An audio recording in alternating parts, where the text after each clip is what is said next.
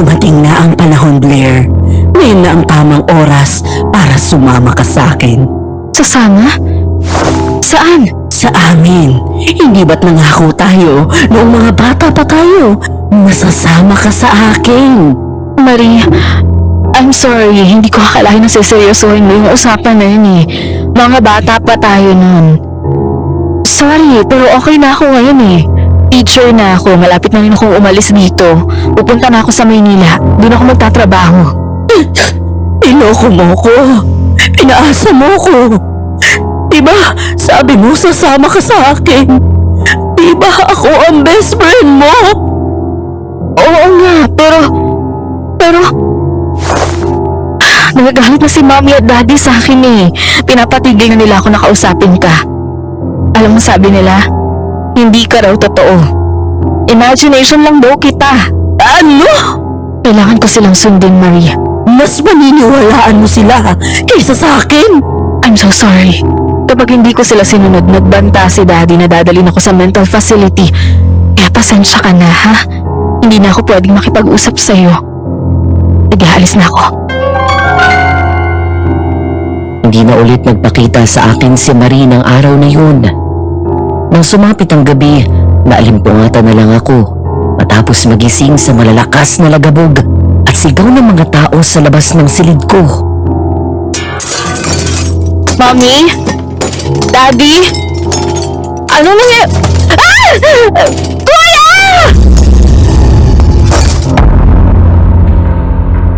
Pagbukas ko ng pinto, nanlaki ang mga mata ko nang makita ang mga dugong nakakalat sa sahig. Ang mga kasambahay namin nakahandusay sa sahig at naliligo sa sariling dugo at wala ng mga buhay. Maging ang panganing namin na si Kuya Baron ay patay na rin. Si Kuya Barry ay nasa isang sulok at nag-aagaw buhay. Lahat sila ay pawang mga wakwak ang tiyan.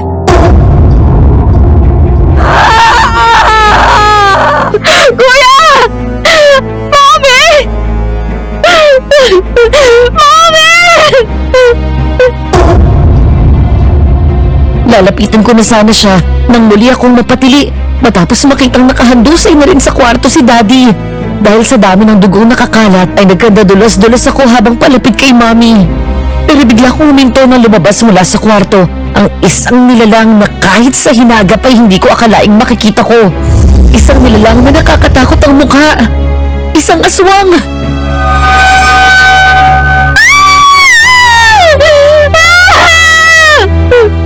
Mahaba ang buhok nito na hanggang bewang.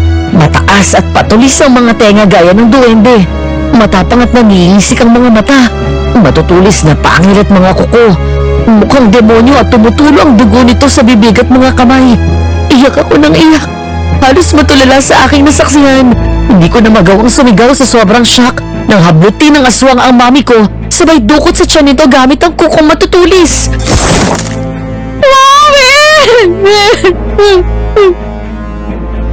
Buhay, nagawa ni Mami na ituro ang pinto na bukas. Agad kong nakuha ang ibig niyang sabihin. Nanginginig ang mga paa at puro dugo na tumayo ako. Tumakbo ako palabas na nakayapak. Umiiyak habang tulala. Hanggang sa bumagsak ako sa semento at nawala ng malay.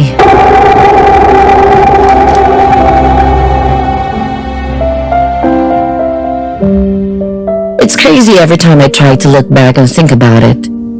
Hindi ko alam kung bakit ko na naman naalala ang mga pangyayari na yun. Pero sa tuwing bumabalik siya sa isip ko, nararamdaman ko pa rin ang kilabot sa katawan ko. It was about 2 in the afternoon Thursday when I started writing this letter to you. Naka-maternity leave ako kaya nasa bahay lang ako nang maisipan ko na magsulat at ipadala sa inyo ang sarili kong kwento tungkol sa aswang. Dear Aswang Diaries and Madam Venus, isang magandang umaga sa inyo.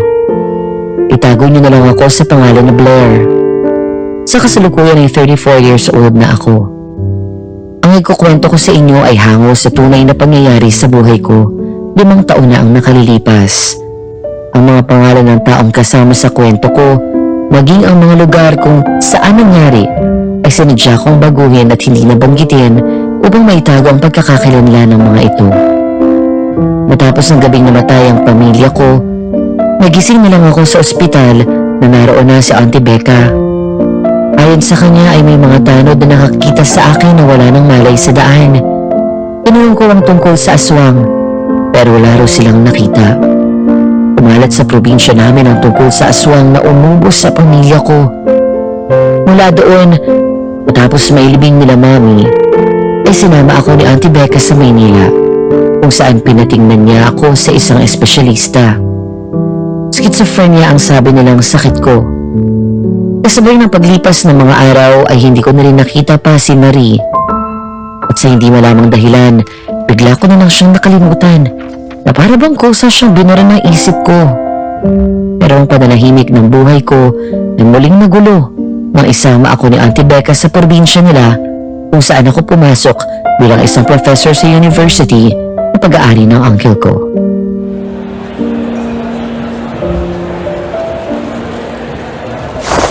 Oops! Bis! Nasaktan ka ba? No, I'm okay. I'm Sander, by the way. And you are... Blair. Nice name! Kanina pa kita napapansin eh. Parang mag-isa ka yata. Saan yung mga kasama mo? No, I came here alone. Gandang mong yan, dito ka lang mag-isa sa bar. Alam mo, perfect target ka namang manyakis dito. Kailangan ko lang talagang lumabas ng bahay kaya ako nandito. Kung hindi, baka mabaliw ako. Anyway, Sander, alis na ako ah. Nice to meet you.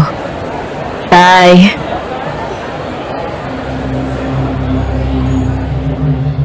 Sumusuray-suray akong naglakad sa gitna ng animo dagat ng mga taong nagsasayawan palabas ng bar.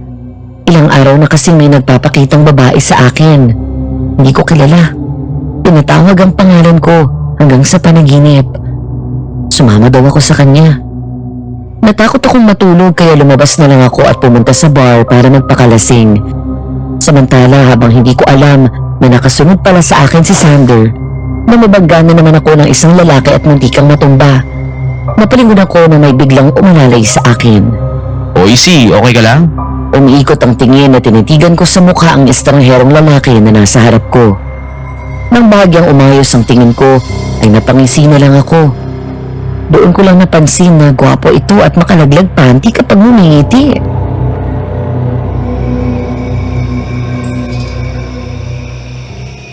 Oh! Ikaw ulit? Hi! Ay, may sasakyan ka ba? Saan ka parada? Hatid na kita. Wala akong kotse. Taxi lang ako. Naalala mo ba kung ano yung address mo? Address? Teka, saan nga ba ako nakatira? Puts, nakalimutan ko na. Alright, ganito na lang, Miss Blair, okay? Doon ka muna tumuloy sa akin. Okay lang.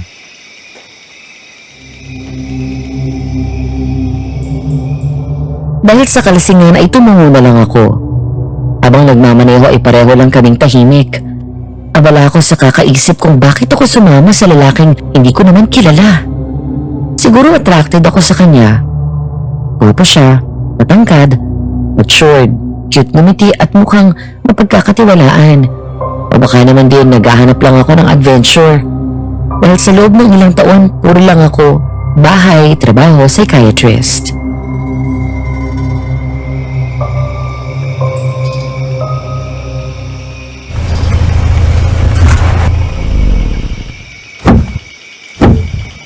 Bahay mo to?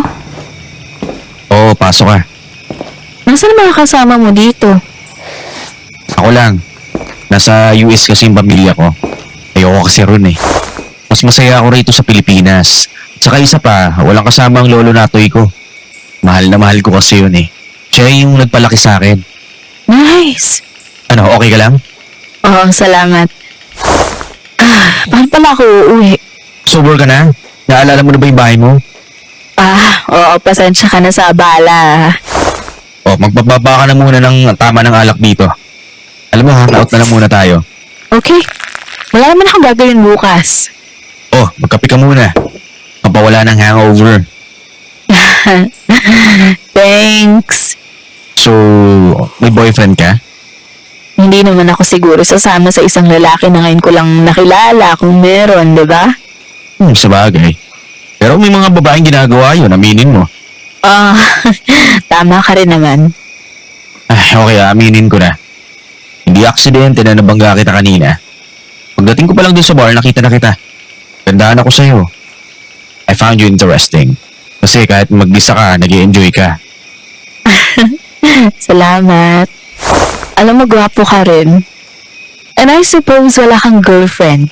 Unless, nag-cheat ka. Of course not. Uy, mabait ako no. Nga pala, ilang taon ka na?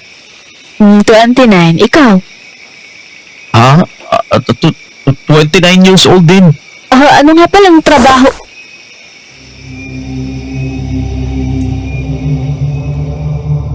Hindi ko na natapos ang sasabihin ko nang bigla akong halikan ni Sander. Siguro ay dahil na rin sa tama ng alak, natagpuan ko na lang ang sarili ko na tumutugon sa halik niya. Isang simpleng halik na nauwi sa mas malalim at mainit at mapusok na tagpo. Namalayan ko na lang na nagmamadali kaming naglakad papasok sa kwarto ni Sander habang hindi naghihiwalay ang mga labi naming naguhubad ng damit at basta na lang kinalat yun sa sahig.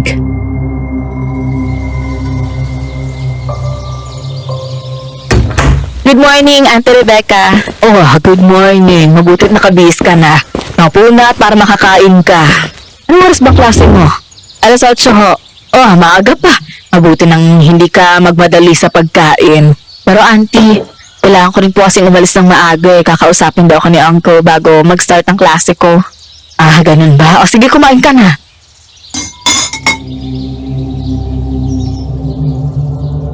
Habang kumakain ako ng agahan ay sinabayan rin niya ako.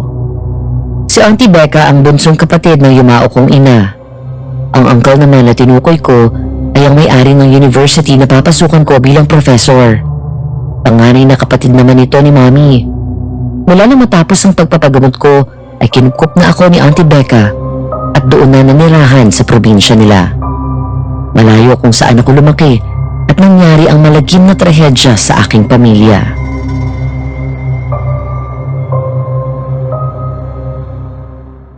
Auntie, una na ho ako. O siya, mag-iingat ka ha. At Blair anak, masaya ako para sa'yo.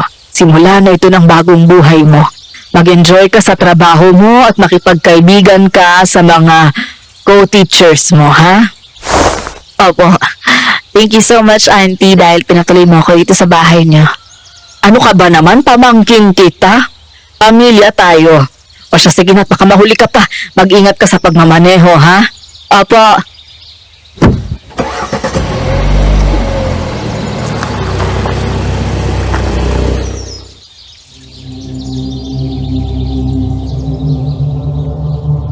Nang makarating ako sa university, huminga ako ng malalim pagbaba ko ng kotse, saka tumingin sa malaking gusali sa harap ko.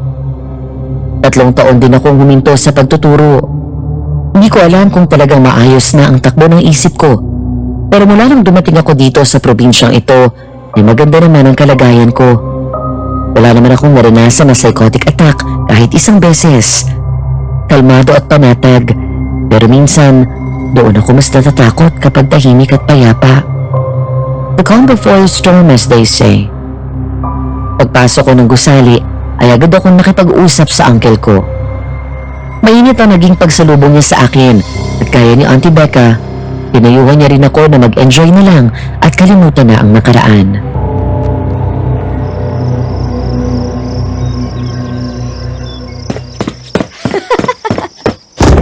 Oh my gosh! Sorry, miss. That's okay. Oh, wait. Bagong classmate ba kita? Ang pretty mo naman. Salamat. Nang pumasok ang babae sa isang classroom kasama ang mga kaibigan niya, sa halip na sa harap ng pinto ako dumaan, ay sa likod ako pumasok at nakatayo lang na nagmasi doon.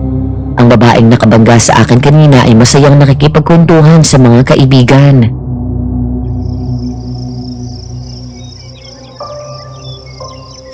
Guys, may idea na kayo kung sino ang professor natin sa subject na to? Oh my gosh! Sander! Andyan ka na pala! You're so pogi today! Ribarian, tigil-tigilan mo nga ako ang aga-aga. Alright, guys. Good morning.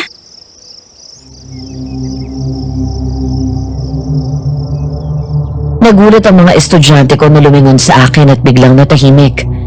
Pero isang pamilyar na mukha ang nahagip ng mata ko sa gitna ng mga tao doon sa classroom. Hindi ako nagpahalata at casual at profesional pa rin ako kumilos.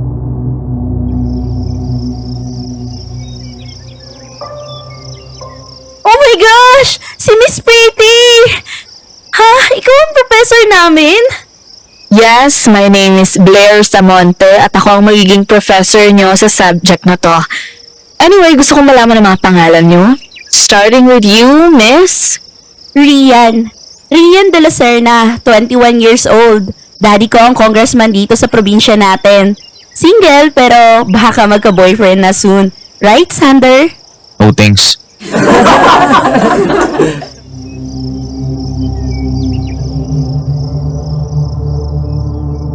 Ngumiti lang ako sa mga estudyante habang sadyang iniiwasan si Xander. Dahil kahit hindi ko nakikita, ramdam na ramdam ko na titig siya sa akin. Pero kahit anong iwas ang gawin, dumating sa punto na kailangan ko siyang harapin. Kasabay ng pagtatagpo ng aming paningin ay ang dasal na sana'y manatiling lihim ang naganap sa pagitan namin.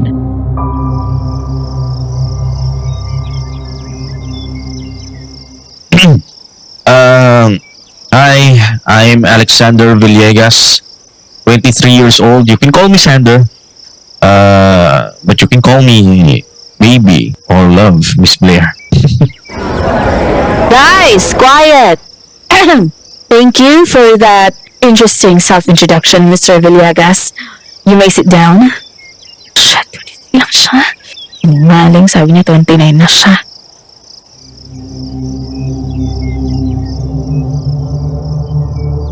Alas 4 na ng hapon nang matapos ang klase ko. Habang naglalakad ako palabas ng building papunta sa parking lot, bigla akong natigilan nang may mahagip ng tingin ang gilid ng mata ko sa bandang kanan. Isang pamilyar na figura ng babae ang nakita ko.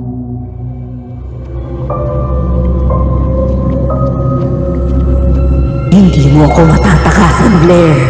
Maglalaro tayo. Ikaw at ako, kagaya ng dati. Blair. Blair. Tama na! Tama na! Sino ka ba? Tigilin mo na ako! Sumama ka sa akin.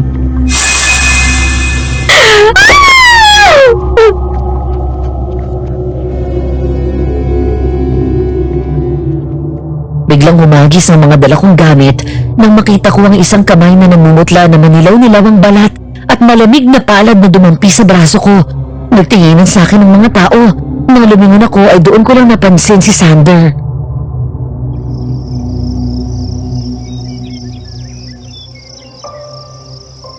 Blair? Okay ka lang? Namumutla ka. Kala ko. Please, huwag mo kong hawakan. Sorry. Blair, sandali lang. Mag-usap naman tayo. Mr. Villegas, it's ma'am, Miss, or Miss Samonte. Yun ang dapat mong itawag sa akin. Okay, fine, Miss Samonte. Pwede ba tayo mag-usap? At anong pag-uusapan natin? Huwag ka na magkunwari na hindi mo alam. Yung nangyari sa atin. Bakit bigla ka na lang umalis? Hinahanap kita, no? Ilang gabi ako bumabalik sa bar para lang makita ka ulit. Isang gabi lang yon, Sander. Isang gabi na hindi dapat nangyari. Ano, ganun na lang yun? Look, kung inaasahan mo na may susunod pa doon na mauuwi sa relasyon yung nangyari sa atin, pues, kalimutan mo na. Professor mo ko.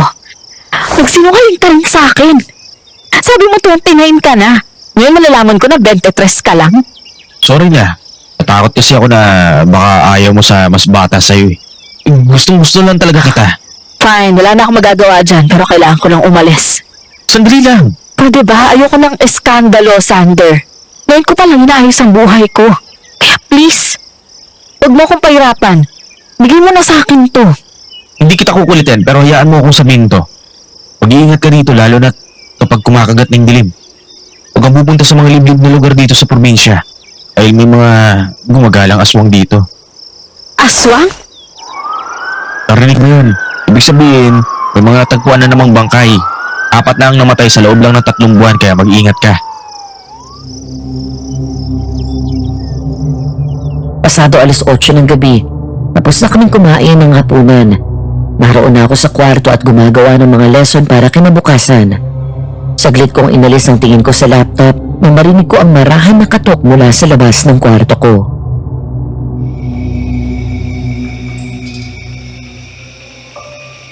Blair? Pasok, Auntie. Pinagdala kita ng gatas para makatulog ka agad. Thank you po. Kumusta ang eskwelahan? Maayos naman ba ang pakikitungo sa ng mga estudyante mo at mga co-teachers mo? Opo, wala naman pong problema. Mabuti naman. Wala ka naman bang nararamdaman o nakikitang kakaiba?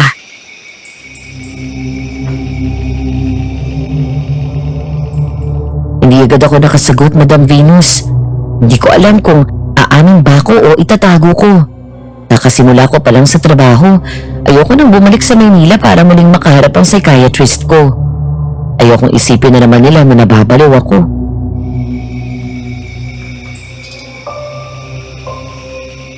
Wala naman po. Mabuti naman. Huwag mong kakalimutan na inumin ang gamot mo, ha? Opo. At isarado mo na itong bintana at mahirap na. Dahil po ba sa aswang? Paano mo nalaman? May isang estudyante po ako na nag-warning din sa akin na mag-ingat ako lalo sa gabi. Tadya namin hindi sinasabi sa'yo ng uncle mo at mga pinsan mo dahil baka ma-trigger ka. Okay lang naman po ako. O ngayong alam mo na, kaya wag na wag kang lalabas sa gabi, ha? Opo. O sige na, bilisan mo para makatulog ka na. Maga pa ang pasok mo. Sige po, good night, Auntie. Good night.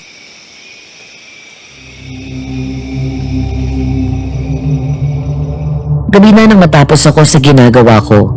Kumain muna ako ng tinapay pagkatapos ay saka uminom ng gatas na dinala ni Auntie Becca.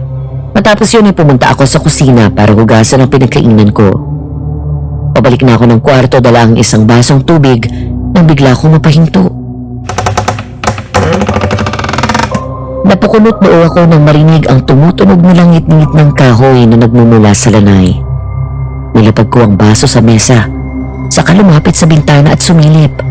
Kumunot ang noo ko nang makitang gumagalaw ang tumba-tumba doon. Binuksan ko agad ang pinto at pagkatapos ay lumingon sa paligid. Wala namang tao. Hanggang sa...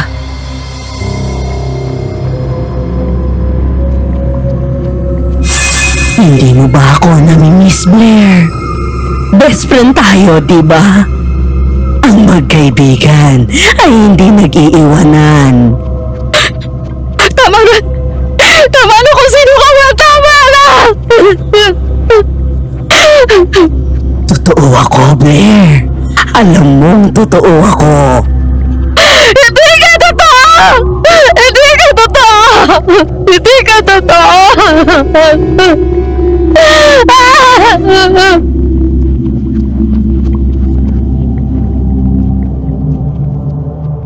Ang tinig na yun na paulit-ulit akong dinadalaw sa isip ko.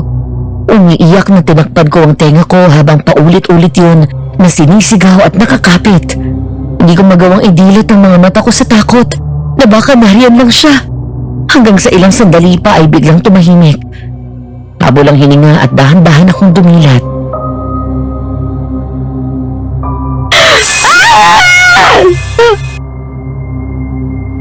Ganun na lang ang gulat ko. Nang paglingin ko sa kaliwa ay biglang bumulaga ang nakakatakot nitong mukha.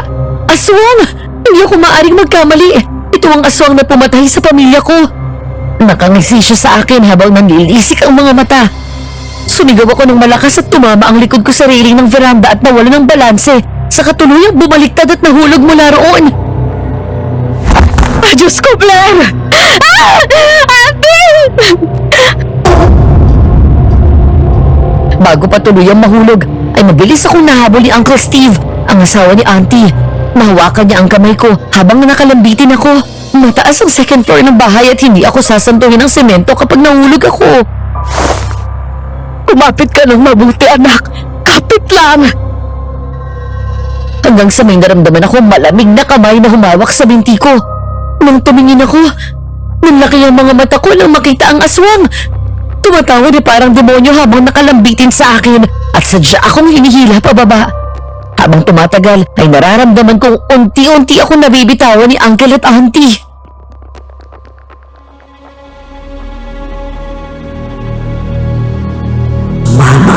akin, Blair. Nangako ka. Sabi mo, sasama ka sa akin. Tigilan mo na ako, please! Bitiwan mo ako!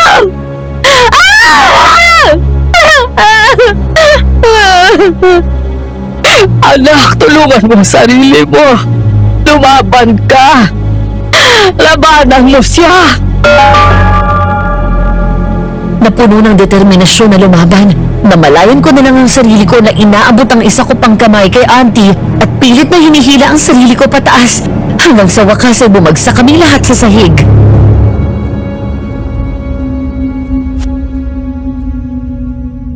Sigurado ka bang kaya mong pumasok? Yes, auntie. Ang mga gamot mo, nainom ko na. Anak, yan ang wag na wag mong kalilimutan. Tingnan mo yung nangyari kagabi. Hindi mo agad nainom ang gamot mo. Plano ko kasi inumin bago ako mahiga kaya nagdala ako ng isang basong tubig. Mag-iingat ka, ha? Okay po.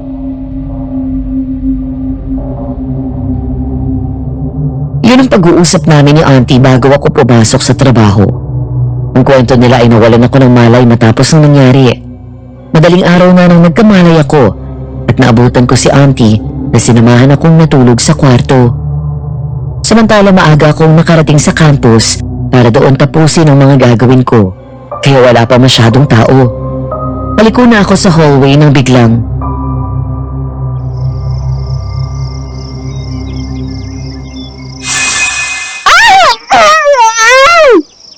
Shh! Ako to! Aray! Ba't ka na mamalo?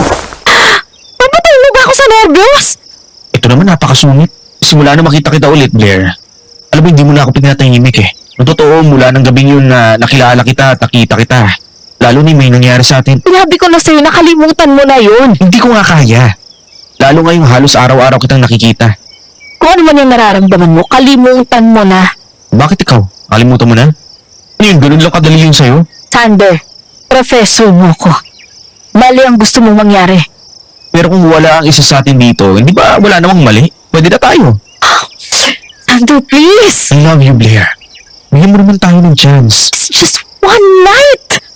Hindi mo pa ako kilala ng lubos para sabihin mo yan. Marami akong alam sa'yo. At hindi yun isang gabi lang. Alam nating dalawa yun. Dahil yun ang isa sa mga pinakamagandang nangyari sa buhay ko. Aalis na ako. Oh! Bakit mo ko inalikan? Paano nga makakita sa atin? Dahil gusto ko lang ipaalala sa iyong lahat.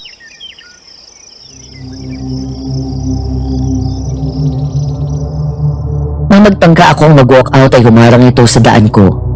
Kinuha niya ang phone ko sa kasinibong number nito doon. Biglang damdamin na sinulubong ko ang mata ni Sander saka ito ngumiti sa akin at hinaplos ako sa pisngi. Namiss kita, Blair. Hindi mo alam kung gaano ko pinagdadasal na magkita tayo ulit. Sa Sabado, alam ko wala kang pasok. Pumunta ka ron sa may kakahuyan. Hihintayin kita. Huwag ka na umasa na darating ako. Alas 10 ng umaga. Maghihintay ako sa'yo. Sinabi ng... Hihintayin kita. Pilit na kinalma ko ang dibdib ko dahil parang sasabog yun anumang oras. Kung bakit kasi sa dami ng tao sa bar ng gabi na yun, si Sander pa nakilala ko. Pero tama siya. Ang nangyari sa aming dalawa ang isa sa hindi ko makakalimutan sa buhay ko. Namabaliw ka na, Blair. Dapat kinakalimutan mo na siya eh. Dahil sa unang pagkakataon, may taong nagparamdam sa akin na importante ako at gusto akong papasukin sa buhay niya. Nang maramdaman ko na kalmado na ako, ay saka ako lumabas mula doon sa pinagtataguan namin ni Sander. Pero bigla akong natigilan nang makita na naroon pa pala siya at kausap ni Rian na biglang nagsalubong ang kilay pagkakita sa akin.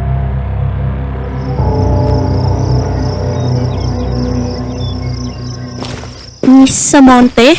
Kanina ka pa dyan? Magkasama kayo ni Sander? Ano kasi? Bigla kasing nahilo si Miss Amonte. Mamaing pakiramdam niya kanina. Inabutan ko na muntik na matumba tapos nasusuka siya kaya dinala ko dito sa likod. Okay. Akala ko kung... Anyway, sana okay na po ang pakiramdam niyo, ma'am. I'm okay na. Thank you again for your help, Mr. Villegas. You're welcome po. Sige, una na ako. Huwag kayong malilate sa klase ko, ah.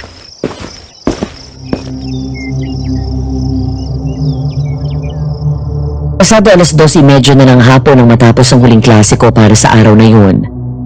Dahil hindi pa ako kumakain ng lunch, nilapag ko lang sa faculty room ang mga gamit ko, saka kinuha ang pouch bag ko at pumunta sa kantin. Hi ate, isang order po ng rice, tapos isa nitong chop suey at saka spicy chicken wings. Isa rin po itong mango juice. Thank you po.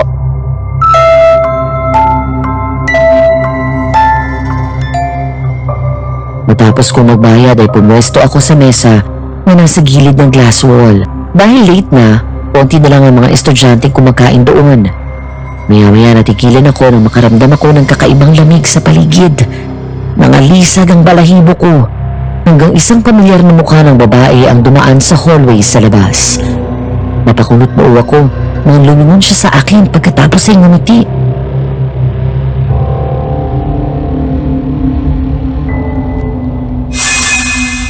Teka sandali, parang kilala ko yun ah. Blair, halika. Sumama ka sa akin. Sino ka ba? Tama na, tagilan mo na ako. Hindi ka totoo. Hindi ka totoo.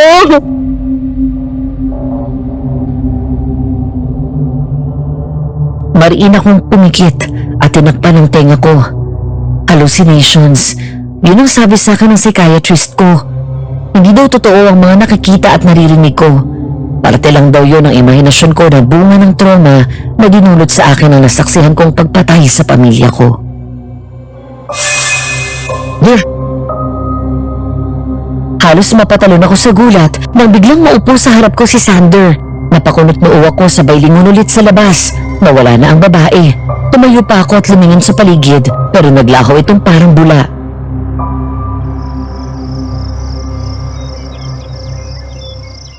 Ano yung tinitingnan mo ron? Ha? Wala. Teka, anong ginagawa mo dito? Di ba may klase ka pa? Exam lang yun, tapos na ako. Minadali mo? Oo, para makalabas na ako. At least may oras pa ako sa'yo. Ang kulit mo talaga, no? Napakunot noo si Sander nang makita ang maliit na bote ko ng mga gamot. Dinampot nito ang isa at binasa yun. Literal na kumunot ang noo nito kaya mabilis kong inagaw yun at binilik sa loob ng pouch bag ko.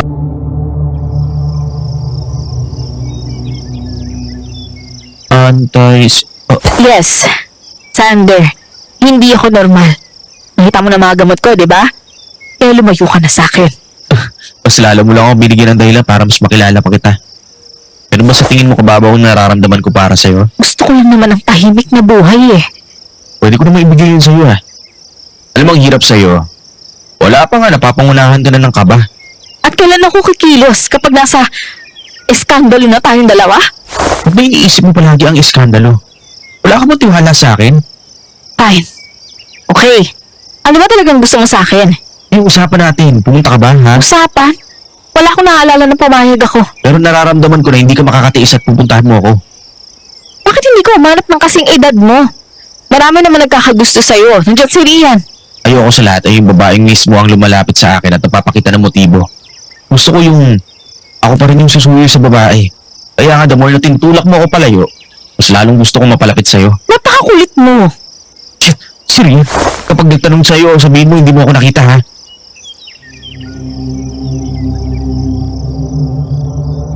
Pumasok si Rian sa kantina nang makita ako. Malapad pa itong umiti sa akin habang papasok. Nang palapit ito ay napansin ko na naiwan ni Sander ang phone niya, kaya pasimple ko itong kinuha at tinago.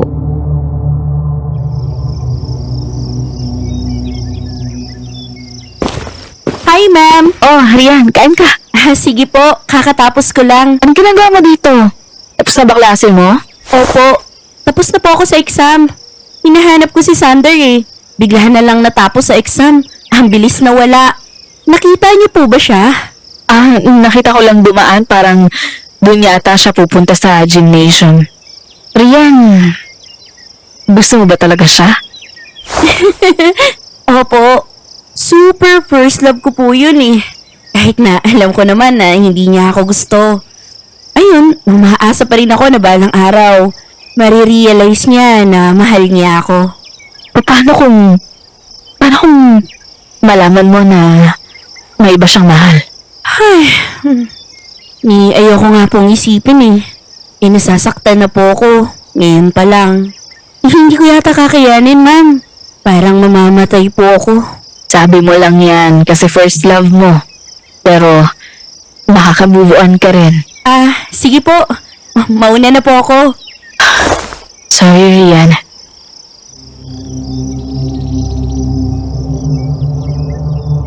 Pasado 8:30 na ng gabi. Habang nasa kwarto ako at nakahiga, ay laman ng isip ko si Sander. Sabado na sa isang araw. Hindi ko alam kung pupunta ako sa sinabi niyang tagpuan. Kapag pumunta ako, para ko na rin inamin na gusto ko siya. Pero aaminin ko, Madam Venus, sa tuwing nasa paligid si Sander, nakakalimutan ko ang lahat ng problema at gulo sa buhay ko.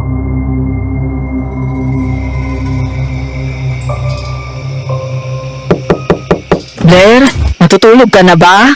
Hindi pa po nakahiga lang. Ay, babangon ka nga muna, Rian, at labasin mo itong bisita mo. Bisita po? Sino daw?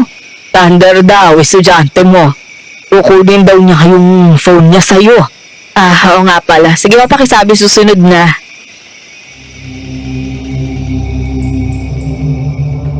Nung lumabas ako, naabutan ko sa lanay si Sander. Tumalon ang puso ko nung lumingon siya sa akin at ngumiti. Nang iabot ko sa kanya ang phone, parang nananadya ito na hinawakan pati ang kamay ko at hindi binitawan. Nang sinubukan kong bawiin yon, ay kinuha nito ang phone at sinilid sa bulsa. Pagkatapos ay mahigpit na hinawakan ang kamay ko.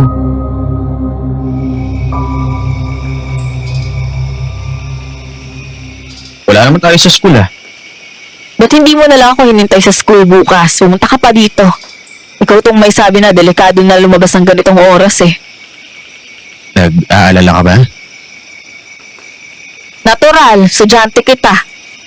Nakasabi mo, huwag akong lapit sa iyo sa school, kaya pinuntahan na lang kita rito. Huwag kang mag-alala, ano? Dahil may suot akong pangontra sa aswang. Pangontra? Paano mo naman nalaman yung mga ganyan? Albularyo kasi yung lolo ko kaya ito lagi kong suot-suot yung mga anting-anting na kwintas. Tapos ito, lighter. Nagyayasi ka? Hindi. Panlaban to sa salikmata. Yung aswang na pumapatay dito. Takot ba sila sa apoy? Hindi, pero aswang sila na salikmata. Hindi sila basta-basta nagpapakita sa mga ordinaryong tao. Ang nakakakita lang sa kanila yung mga gaya namin na may lahing albularyo at manunugis. O kaya yung mga taong gusto niyang pagpakitaan. Sila yung mga biktima niya. Pinaglalaroan nila yung isip ng biktima nila. Karaniwang target nila yung mga malungkot at mag-isa. At makakakita ka lang ng mga salikmata kapag mayroong usok saka takot sila sa apoy. Yun pala yun. Teka, may ba tayo? Paano mo nalaman ang bahay namin? Siyempre, balit lang naman tong baryo natin At saka kilala ang pamilya niyo dito. Siya, sige na. Umuwi ka na at baka matsyempuan ka pa ng aswang.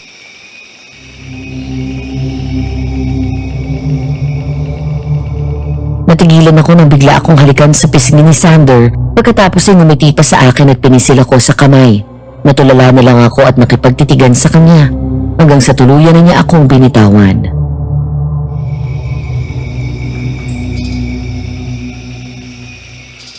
Auntie, una na po ako. Salamat po. Sige at mag-iingat ka. Ikaw pala yung apo ni Kaanatoy. Kumusta na yung lolo mo? Ayos naman po. Malakas pa rin. Naku mukhang magkasundo kayo nitong dalaga ko. Nililigawan mo ba? Ay, auntie, estudyante ko ho yan. Bawal kapag sinabi ninyo. Kung ganun po ba, pwede ko po bang ligawan si Blair? Ay naku, umalis ka na nga, Sander. Nga pala, iho, kapag may oras ang lola mo, pwede bang pakisabi sa kanya, ipasyala naman niya ako rito. May gusto akong ikonsulta. Sige po.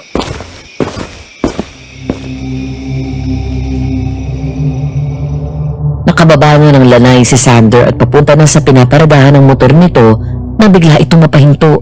Napakunot noo ako at nagtaka dahil matagal itong nakatayo lang doon. Kaya naman nilapitan ko siya.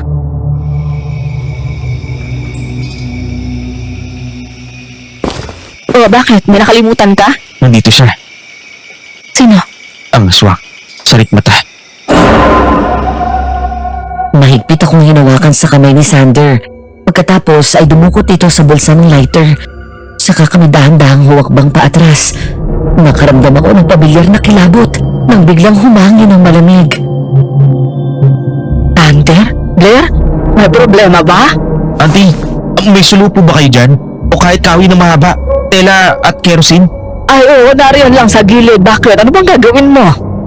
Ito, pumasok na kayo sa bahay. Bilis, tapos mag-lock kayo ng pinto at isarado niyo lahat ng mga bintana. Kahit anong mangyari, huwag kayong lalabas. Pumasok ka na rin. Ako nang bahala rito. Hindi kita iiwan. Nang makakita ako ng 2x2 na kahoy ay agad kong dinampot yun. Nagmadali kaming pumunta sa gilid para kunin ang sulo. Pero bago pa namin makuha yun, bigla kaming napaatras. Napasigaw ako nang biglang tumalon mula sa ibaba ng puno ang isang babaeng aswang. Huwag kang lalayo sa akin, Blair. Natakot ako, oo. Pero mas lamang ang naramdaman kong galit habang nagre-replay sa utak ko kung paano niya pinatay ang mga magulang at kapatid ko. Mahaba ang buhok nito na hanggang bewang. Mataas at patulis ang mga tenga gaya ng sa duwende. Wala itong pinagbago. Mukha pa rin itong demonyo. Napalingon ako kay Sander nang ilabas nito ang itak na hindi ko napansin na nakasabit sa bewang niya. Sander! Nang sumugod ang aswang ay mabilis niyang sinanggalang ang itak. Nagpambuno ang dalawa at nagawang itulak ni Sander ito palayo sa akin. Sinubukan ng aswang na kalmutin siya pero agad nakalayo ito. Nagtangka na lumapit sa akin ang aswang pero agad ko siyang nahataw ng malakas gamit ang kahoy. Kunin mo yung sulo, bilis! Tapos kunin mo sa bulsa ko yung isang supot ng asin at abo! Nataranta akong sumunod habang si Sandra ay parang nakikipagpatintero sa aswang. Nang makakuha ng tiyempo ay nahawakan ng aswang si Sander sa braso sa may hagis dito. Nakaramdam ako ng takot at pag-aalala para sa kanya. Kaya muli kong hinataw ang aswang ng kahoy ng 2 beses. Sa ikatlo ay nahawakan na ng aswang ang 2x2 sa may hila sa akin palapit. Hindi mo na ako matatakasan ngayon.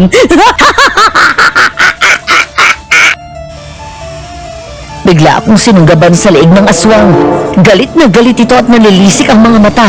Pero tinapatan ko ng galit ang tingin niya sa akin at mabilis kong sinaboy sa mukha ng aswang ang asin at abo. Napitawan ako nito pero mabilis itong nakabawi at hinablot ako sa kwelyo ng damit. Gamit lang ang isang kamay ay nagawa akong iangat nito sa lupa.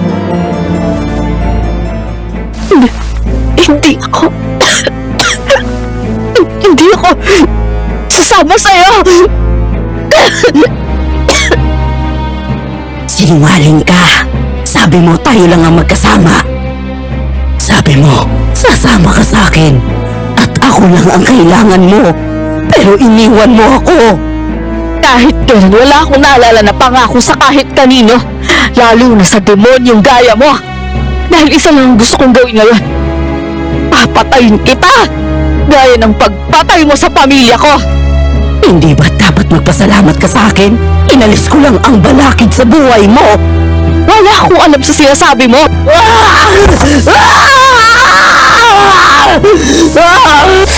Itawan mo siya! Hindi pa tayo tapos, Blair.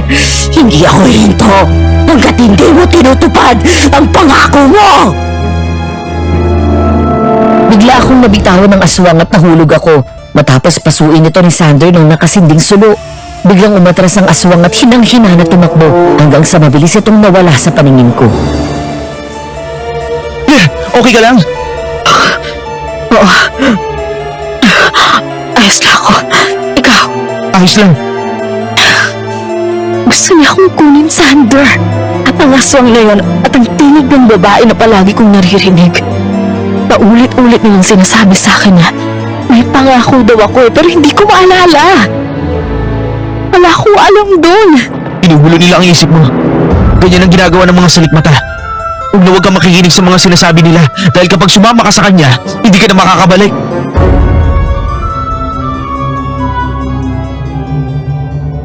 Kinaumagahan, pumasok pa rin ako na parang walang nangyaring pagsalakay ng aswang sa amin noong nakaraang gabi. Nang mga sandaling yun ay tahimik ang buong classroom dahil sa exam na binigay ko. Habang naghihintay ay palakad-lakad ako sa unahan nang magkatingin kami ni Sander. Lihim itong ngumiti sa akin sabay kindat. Napailing na lang ako at hindi na ito pinansin. Ma'am, ilang minutes pa po ba bago ang time? 20 minutes. Lumipas ang mahigit 10 minuto, napatingin ako kay Sander nang tumayo ito at ibigay sa akin ang test paper niya. Manlaki ang mata ko nang makita ang nakaipit na maliit na note doon. Pasimple kong tinago sa bulsa ng pantalon ang maliit na piraso ng papel habang si Sander ay bumalik sa upuan at palihim ng ngumiti. Tumungo ako at simpleng binasa iyon. Susunduin kita mamaya alas 4 pagkatapos ng klase mo. Hintayin mo ako sa may exit sa likod ng campus. Hindi ako nagpahalata at kaswal lang na kumilos. Maya-maya ay sunod-sunod nang natapos ang mga estudyante ko sa kanilang exam. Lumapit si Rian na nanlulumo at tila hindi nasiyahan sa exam.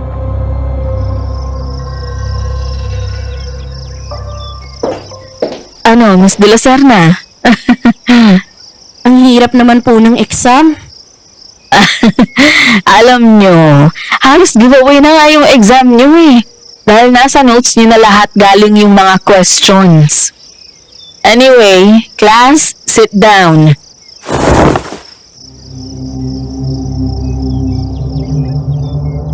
Nang matapos kolektahin ang mga test papers ay tumayo ako sa harap ng klase at sumandal sa table. Natatawa ako habang pinagmamasdan ang mga mukha ng lahat. May masaya, may nag-aalala, meron din namang walang pakialam.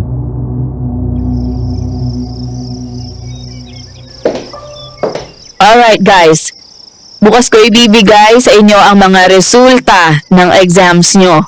Gaya ng pangako ko sa inyo, plus 20 points sa prelims ang makaka-perfect score and also...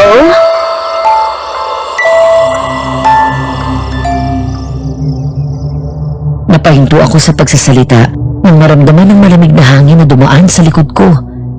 Agad akong lumingon at humawak sa bato ko kasabay ng paggapang ng kilabot sa aking buong katawan. Lumingon ako sa paligid. Naramdaman ko na parang may nakatingin sa akin. Miss Amonte, okay lang po kayo? Hindi ako sumagot at patuloy na lumingon sa paligid. Hanggang sa mapatingin ako sa labas at nakita ko ang isang babaeng nakangisi sa akin. Nakaharap ito sa bintana ng classroom at dumaan na para itong naglarakad na nakalutang sa hangin. Nanlamig ang buong katawan ko at napatulala na lang ako. Ang hawak kong mga test papers ay bigla kong nabitiwan nang biglang sumulpot sa loob ng classroom ang babaeng nakakatakot ang ngiti at ang mga mata. Nawala ito at muling sumulpot sa tabi ng isang estudyante. Muli na naman itong naglaho at muling sumulpot sa tabi ni Rian na halos nasa harap ko lang. Ma'am? Sino ka ba?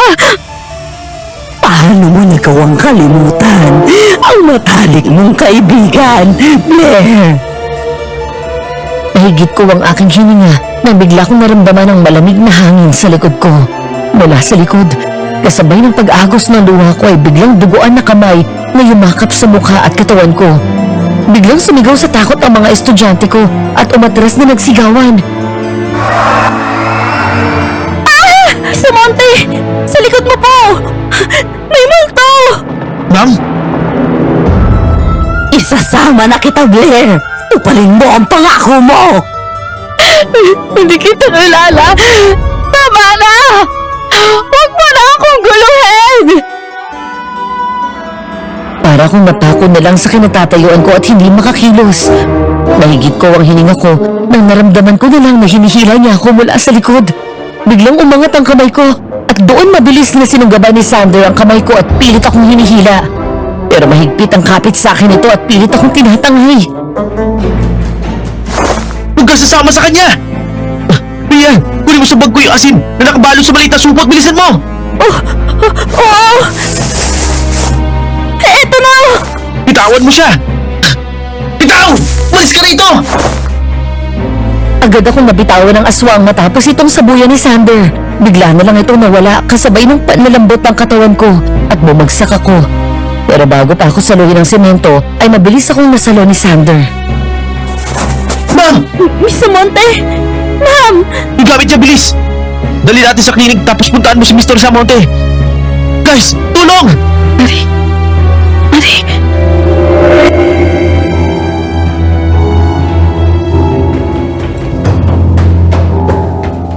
Mommy? Mommy! Ay, nandito na pala ang pamangkin kong maganda at matalino. Hi, Auntie Becca!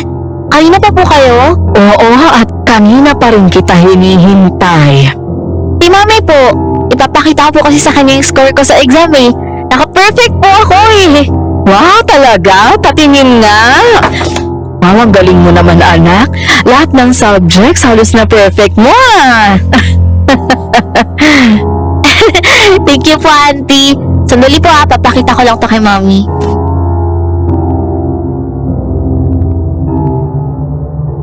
Excited akong pumunta kay Mommy at pinakita ang test paper ko. Pero nadismaya ako dahil matapos nitong tingnan yun, ay wala itong sinabi at basta na lang nilapag yun sa ibabaw ng kama. Saka ko tinalikuran. Nang ipakita ko yun kay Daddy, parehong reaksyon ang binigay niya sa akin gaya ng kay Mommy. Nang subukan ko namang ipakita sa dalawang kuya ko, pinuri ako ng panganay namin na si Kuya Baron. Pero sinigawan naman ako ni Kuya Barry at sinabihan akong huwag akong makulit at wala daw siyang pakialam. Lahat yun ay nasaksihan ni Auntie Becca. Naku anak, kayahan mo na sila at baka busy lang. Okay lang po, Auntie. Lagi naman silang ganyan eh. Nasanay na rin ako. Sige, palabas mo na ako. Lumabas ako at nagpunta sa kakahuyan na bahagi ng likod ng bahay. Doon ako lihim na umiyak. Oo, nasanay na akong hindi pinapansin ng pamilya ko. Para akong invisible sa kanila. Hindi pinapansin at hindi nakikita na parang hangin. Pero hindi ibig sabihin ay nasanay na rin ako sa sakit na dulot ng pambabalewala nila sa akin. Hi! Nakita ko ang isang magandang babae. Para itong Diyosa sa ganda at amo ng mukha. Kulay puti ang bestida. Mahaba at itim na itim ang buhok. Mistisa. Parang inukit sa diamante ang mga mata. Matangos ang ilong at natural na kulay pink ang mga labi. Balingkinitan din ito gaya ko at halos pareho kami ng taas.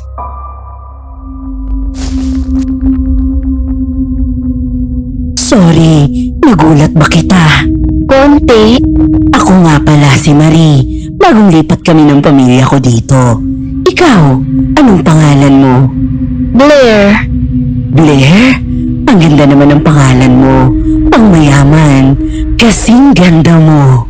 Diyan ba kayo nakatira? Sa malaking bahay na yan? Oh, Ang ganda. Ang sarap sigurong tumira dyan sa inyo. hindi rin. Wala namang pumapansin sa akin dyan eh. Walang oras sa akin ng parents ko. Sila kuya naman, busy rin. Huwag kang mag-alala. Nandito na ako. May kasama ka na. Hindi kita iiwan, Blair. Pangako yan. Salamat, Maria. Friends? Friends. Kung hindi ka nila pinapansin sa bahay na yan, edi sumama ka na lang sa akin. Saan mo tayo pupunta? Doon sa bahay. Masaya sa amin, Blair. Hindi ka malulungkot. Habang buhay tayong magkakasama at magiging masaya. Sige, kasama ako sa'yo pero hindi muna ngayon ah. Oo, basta mangako ka ha. Mangako ka sa akin na sasama ka. Pangako.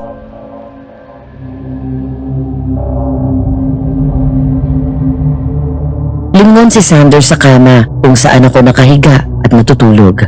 Ang kwento nila sa akin nang mawalan ako ng malay sa classroom matapos ang nangyaring nakakatakot na tagpo na yun. Agad akong tinakbo ni Sander doon sa klinik. Bahagyang nagkaroon ng komosyon dahil sa nangyari. Si Uncle naman ay mabilis akong pinuntahan. Samantala, lumabas ng klinik ang dalawa at doon na nagkwento si Auntie Becca tungkol sa nakaraan ko.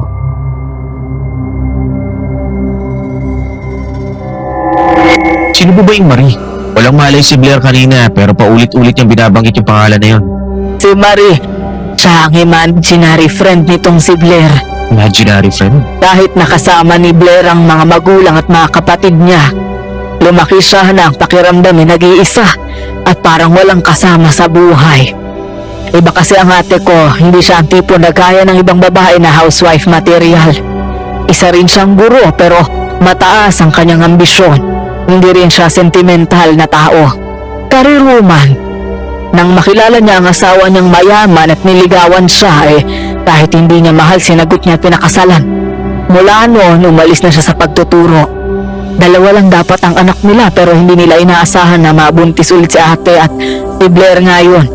Dahil wala naman sa plano, walang masyadong amor si ate kay Blair. Lumaki siya na naramdaman at nakita na binabaliwala siya ng sarili niyang pamilya. Walang pakialam sa kanya kahit ang mga kapatid niya. At doon niyo po nakilala yung Marie? Oo, at isa sa kasambahay lang nila ang tumawag sa akin. Ang yaya ni Blair na nag-aalala na sa kanya ang nagsabi ng lahat. Ang kwento sa akin, madalas daw niyang nakikita si Blair na nagsasalita mag-isa. Tumatawa, nakikipagkwentuhan na para bang may kasama.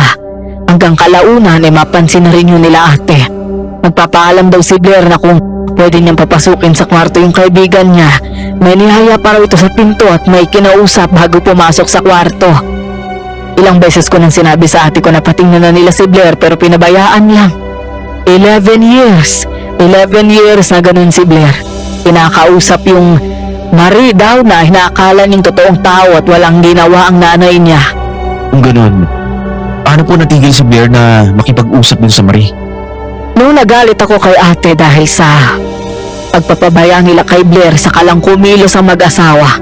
Isipin mo, isang babae na nasa edad 26 na pero may imaginary friend pa rin. Sinabi nila ang totoo kay Blair na hindi totoong tao si Marie at nasa imahinasyon lang niya ito. Sinabihan siya ng daddy niya na huwag na makipag-usap kay Marie.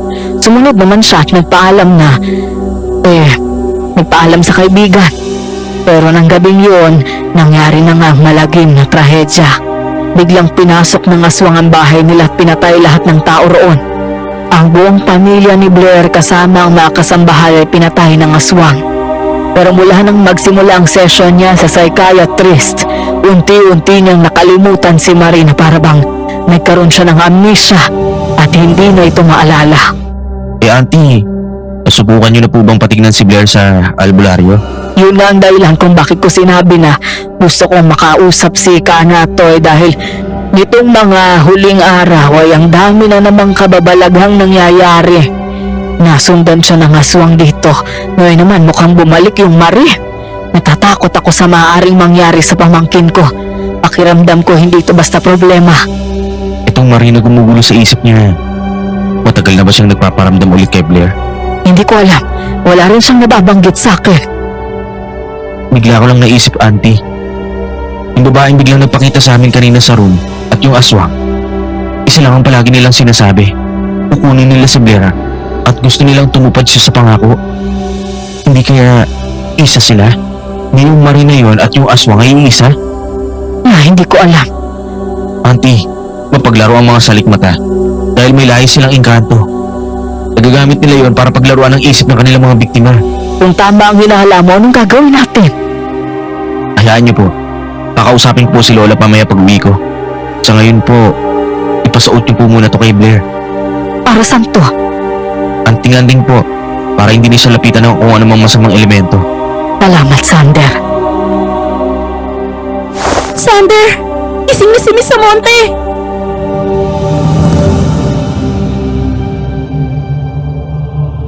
Dahil sa nangyaring kakilakilabot sa room ay natakot din ang mga estudyante ko na pumasok. Kaya naman agad pinabendisyonan at pinagdasal ang silid na yun.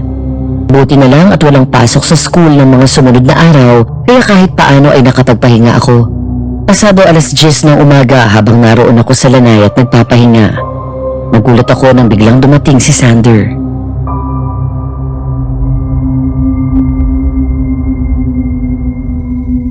Anong ginagawa mo dito? Wala, namiss lang kita. Kulit mo naman. Halika, labas tayo. Saan tayo pupunta?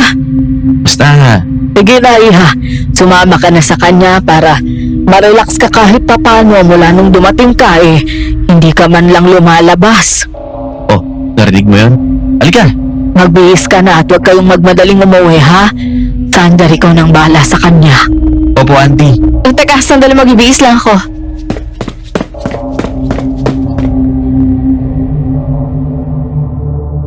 Mula sa bahay ay sumakay kami sa motor ni Sander.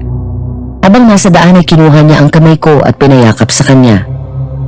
Huminga ako ng malalim at hinayaan ang sarili ko na maging malaya sa mga sandaling yun.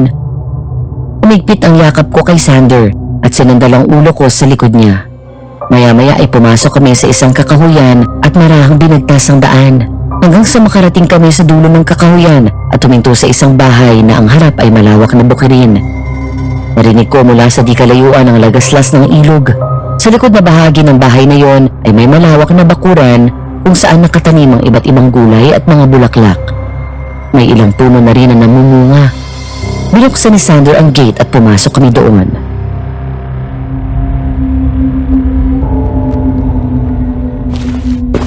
Ang ganda naman dito. Kaninong bahay to? Sa amin. Ngayon sa akin na lang kasi ako na lang nakatira dito eh. Nasabi ko na sa'yo, di ba? Nasa US yung pamilya ko. Kung gano'n, nasan lolo mo? Nakakala ko isang bahay lang kayo nakatira. Ayaw niyang iwan yung bahay niya eh, pero andyan lang siya. Mga 4 na bahay ang layo mula dito. Sa amin din kasi yung lupa hanggang dulo eh. Ang ganda dito. Ang galing mo pala sa halaman. Salamat. Naman ako kay Lolo at Papa. Halika, pasok ka. Teka, bakit mo nga pala ako dinala dito? Para masolo kita at makapag-usap tayo na maayos. Anong pag-uusapan natin? Yung tungkol sa atin. Sander, wala namang tayo eh. Alam mo naman na meron. Alam ko na gusto mo rin ako. Pinipigilan mo lang yung sarili mo dahil professional kita. Graduating ka. Ayaw kong dahil sa akin magkaproblema ka. Yun lang ba? Pwede naman nating ilingin eh. Eh paano kung may makakita sa atin na taga-school at malaman ng tungkol sa relasyon natin? Kaya nga kita dinala dito. Dahil dito yung magiging tagpuan natin. Walang may alam ng bahay ko. Ang alam lang ng mga classmates ko, dun sa bayan ang bahay ko.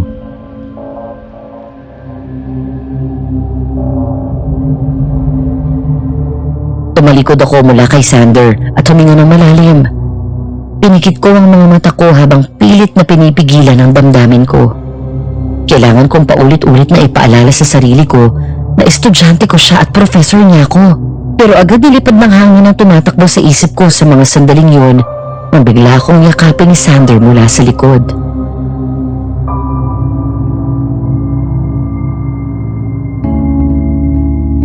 Miss na kita, Blair.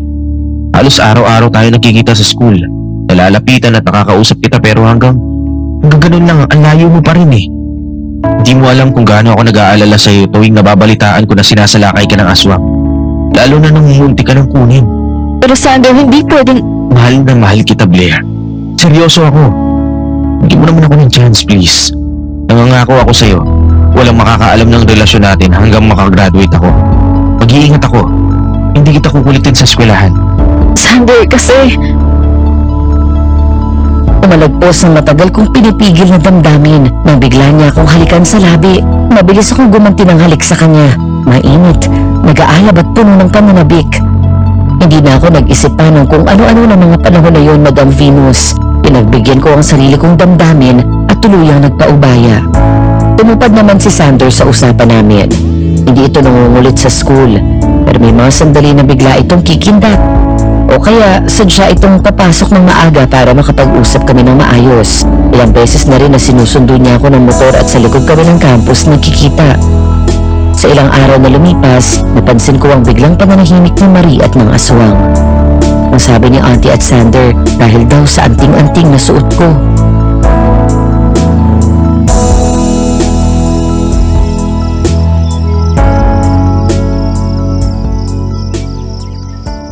Ma'am, alam mo, pansin ko po nitong mga nakaraang araw.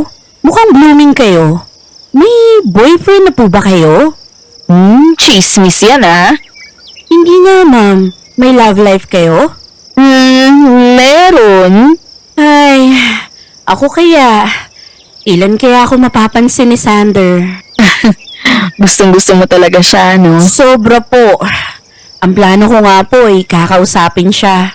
Magko-confess ako ulit sa kanya ng feelings ko. Baka sakaling maiba ang sagot niya at hindi na ako mabasted. Okay. Isang good luck naman dyan, ma'am. Para mahawa naman ako ng positive energy nyo at maging boyfriend ko na si Sander. Good luck then. Ay, thank you po.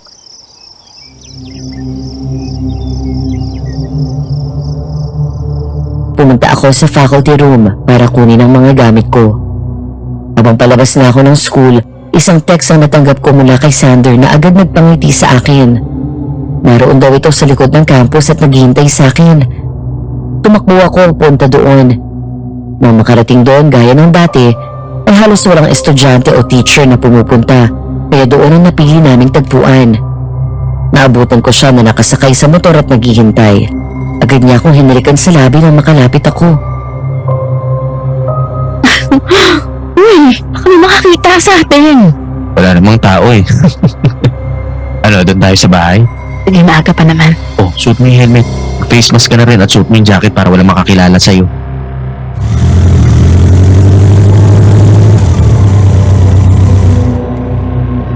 Ang kwento sa akin ni Sander, isang hapon pa uwi na siya galing sa huling klase niya. Habang ako naman ay walang klase ng araw na yun. Nasa parking lot ay nilapitan daw siya ni Rian.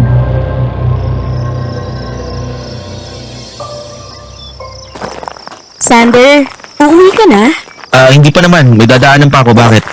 May itatanong sana ako sa'yo. Yung tungkol sa project ni Sir Rubio. Nagawa mo na ba? Oo, pero tinapos ko na. Bakit kailangan mo ng tulong? Ano kasi? Hindi naman talaga yun ang pakay ko eh. Oo, ano?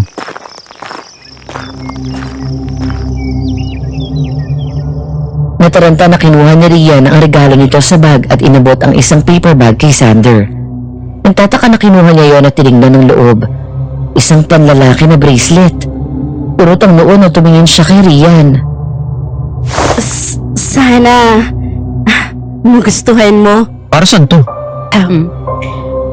Ano kasi, gusto ko lang sanang tanungin ka kung this time may pag-asa na ako sa'yo. Sander, will you be my boyfriend? Bumuntong hininga si Sander sa binalik sa paper bag ang bracelet at binalik yan kay Rian. Unti-unting napalis ang ngiti nito na tila ba nahulaan na ang magiging sagot ni Sander.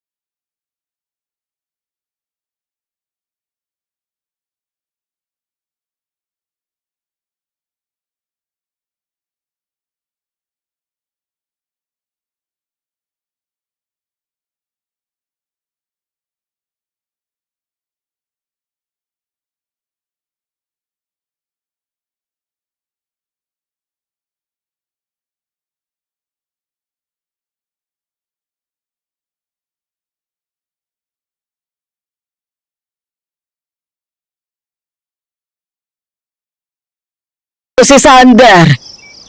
Ay, auntie. Nasaan po si Blair? Ayun at nasa kwarto. Masaya at excited akong lumabas ng bahay, saka tumakbong lumapit kay Sander. Yumakap ako sa kanya at sinulubong ng matagal na halik sa labi. Mula nang magdesisyon akong tanggapin siya at maging opisyal ang relasyon namin, may parte sa puso ko ang naging masaya at panatag. Oh, anong ginagawa mo? Itatapos ko lang gumawa ng lesson plan. Okay lang ba sa'yo sa bahay tayo? Okay lang, maga pa naman. Blair, kung aalis kayo, humayo na kayo ngayon habang maliwanag pa. Basta wag kayong magpagabi. Alam mo na at baka matsyempuhan na naman tayo ng masamang loob at ako rin pupunta ng bayan kasama ni Inday. Sige ho, auntie. Mag-iingat kayo. Halika na. Habang naguhugas ako ng pinagkainan ay lumapit si Sander at niyakap ako sa likod. Naglalambing na hinalikan ako sa pisngi at leeg pagkatapos ay bumuntong hininga. Dito ko na lang kayo matulog. Hindi pwede at maga ang klase ko bukas. Hindi na ako makapaghintay na makagraduate para makapag-board exam ako at makapagtrabaho na. Tapos kukunin kita kay Auntie Becca. Bago ka magplano, ipasa mo muna ang final exam mo.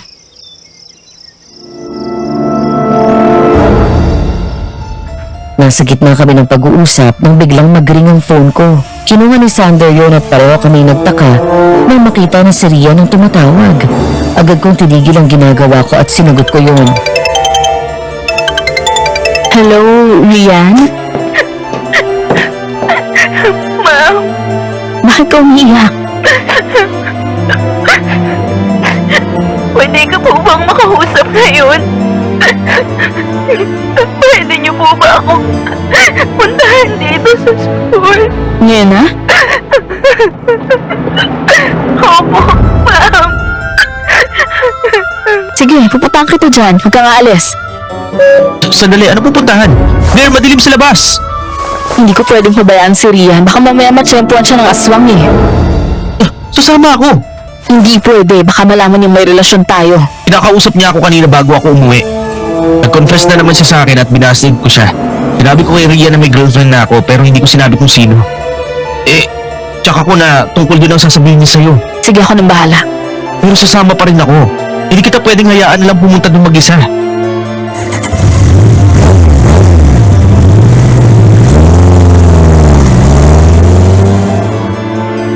Pagdating namin sa school ay agad kaming tumakbo at hinanap si Rian. Hindi ko maintindihan kung bakit gano'n na lang ang kaba ko habang hinahanap namin siya. Lakad takbo kami kung saan. Rian? Rian! Nasaan ka? Hanapin ko banda ron sa may kantin. O sige. Sinubukan ko siyang tawagan pero hindi nito sinasagot ang phone. Hanggang sa kakatakbo ko ay dumating ako sa likod ng campus. Naabutan ko si Rian doon sa ilalim ng puno. Nakaupo at umiiyak habang may hawak na bote ng alak.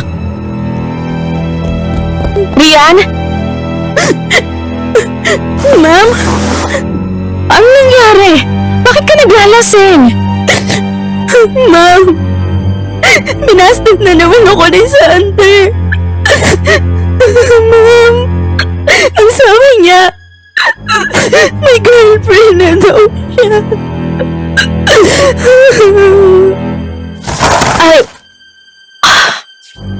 I'm sorry to hear that. Talaga ba? You're sorry? Talaga ba, ma'am? O baka naman, pakitang tao lang yung concern mo sa akin. Rian, hindi kita maintindihan. Kaya nga ako nandito dahil nag-aalala ako eh. Ikaw, plastic ka eh. Hinahangaan kita. Alam mo naman kung gaano ko kamahal si Sander, di ba? Tapos, ikaw pala yung sinasabi ni Sander na girlfriend niya. O paano mo nalaman? Nakita ko kayo. Nakita ko kayo mismo. Yung isang beses na nandito ka, lumayon sa likod. Nakita ko na sinundo ka ni Sander at pinasakay ka sa motor niya. Pinahaliwala ko yun dahil sabi ko, baka close lang talaga kayo. Tapos kanina, naisipan ko na sundan siya. Nakita ko kayo doon. Doon mismo sa bahay niyo. Pinuntahan ka niya. At hinalikan mo siya. I'm so sorry, Rian. Pero bago pa kami magkita dito sa university, nagkita na kami sa Maynila pa lang. Matagal na ako may gusto kay Miss Monte. Wala akong malay na aksidente kami magkikita dito sa campus. Ilang buwan na kami nawala ng komunikasyon. Hindi kita gustong saktan, Rian. Naging totoo lang ako na kahit noon pa man, hindi ko pa kilala to si Blair eh. Sinabi ko naman sa'yo na hindi kita gusto. Pero bakit siya? Ang dami namang babae dyan. Pero bakit yung teacher pa natin? Hindi ko naman hawak ang damdamin ko, Rian. Hindi ko kayang piliin kung sino ang mamahalin ko. Kung inaakala nyo na magiging masaya kayo, pues nagkakamali kayo. Dahil bukas na bukas, makakarating to sa din at isusumbong ko kayong dalawa. At ikaw na babae ka, naturingan kang teacher, pero pumapatol ka sa estudyante mo. Nakakadiri ka. I'm so sorry. Tumahimik ka nga. Huwag mo siyang pagsasalita ng ganyan. Sisirain ko kayong dalawa. Sisiguraduhin ko na bukas pagpipiestahan kayo ng mga tao. Rian, please. Please, huwag mo nang idamay si Sander dito. Kung talagang ayaw mo ng iskandalo, umalis ka sa campus na to. Iwan mo si Sander. At sino ko para diktahan kami sa gagawin namin? Hindi ako natatakot sa'yo. Talaga? Tingnan natin bukas. At wala akong pakialam kahit pa uncle ng babaeng yan ang may-ari ng university na to. Rian, sandali lang! Rian!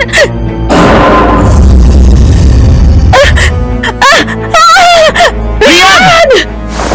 Shit, wala dito yung panlaban ko. Bigla kaming napasugod palapit kay Rian nang mula sa puno ay biglang tumalon ng aswang sa harap nito. Agad sinunggaban ng aswang ang leeg niya at iniangat sa lupa. Nagpumigla si Rian pero hindi man lang natinag ito. Maya-maya ay binaba nito si Rian at tinulak.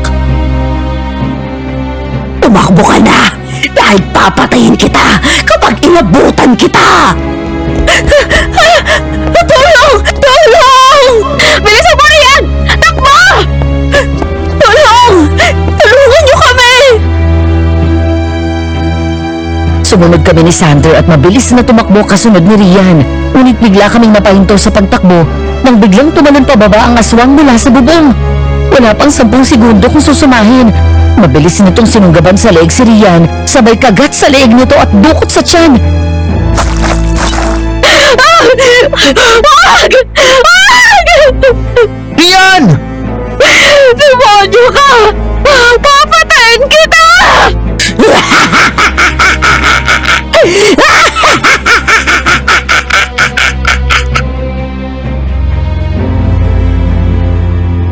Nang mamatay si Rian, kasamang nalibing nito ang lihim naming relasyon ni Sander. Sa halip na pagpiestahan kami ng buong university dahil sa iskandalo, ang pangalan niya ang pinagpiestahan dahil sa nangyaring pagpatay sa kanya. Naging mabigat at malungkot ang mga sumunod na araw sa klase dahil sa pagkawala niya. Nang hindi ko nakayanan, nag-file ako ng leave at nanatili sa bahay.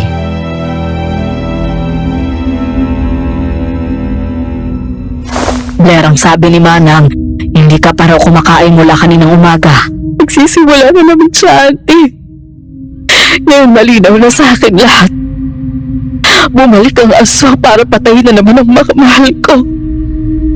Ngayon ang pagpatay niya sa pamilya ko. Anong gagawin mo? Aalis ka? Lalayo? Yun lang po ang paraan para maligtas ko kayo, lalo na si Sander. At ano? Habang buhay mo siyang tatakbuhan? Kung meron namang paraan para tuluyan ka ng matahimik at mawala siya sa buhay mo, ba't hindi mo gawin? Paano ko? Patayin mo ang aswang. Pero hati malakas siya eh. Dahil hinahayaan mong maging malakas siya kaysa sa'yo. Ang takot mo ang nagbibigay sa kanya ng lakas. Kaya niya napaglalaruan ang isip mo, anak. Mas malaki at mas makapangyarihan ang Diyos natin. Walang kahit sinong demonyo ang kaya siyang higitan. Manalig ka, anak. Wala kang dapat ikatakot basta kakampi natin ang Panginoon. Kaya ko ba siyang kalabanin? Kaya mo. Ikaw lang ang pwedeng magpalaya sa sarili mo mula kay Marie. Si Marie? Oo, anak. Si Marie ang nagsimula ng lahat ng gulo sa buhay mo. Kailangan mo siyang maalala. Ang imaginary friend mo.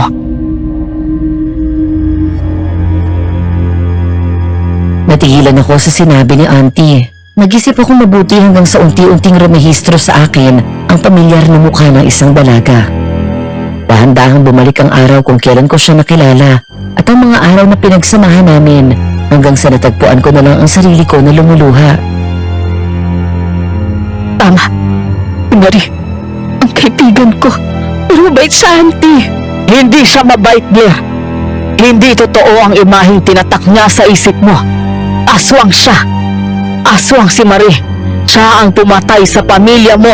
Hindi siya tao. At hindi rin totoo ang pinapakita niya sa'yo dahil gusto ka niyang kunin. Siya rin ang aswang na paulit-ulit na sumasalakay sa'yo. Salik mata. Yan ang tawag sa aswang na ilang taon nang sumusunod sa iyo at pumapatay ng mga mahal mo sa buhay. Anak, Toy. Mabuti at narito na kayo. Napalingon kami nang pumasok ang matandang lalaki kasama si Sander. Malakas pa ito pero may tungkod na hawak. Mas maliit ito kumpara sa apo, ngunit matapang ang mukha pero maamo ang mga mata. Blair, siya ang lolo ko. Magandang araw ho. Maupo kayo atan, masimulan na natin. Dahil ngayong gabi, tiyak na babalik ang salikmata para kunin ang pinangako mo. Pinangako?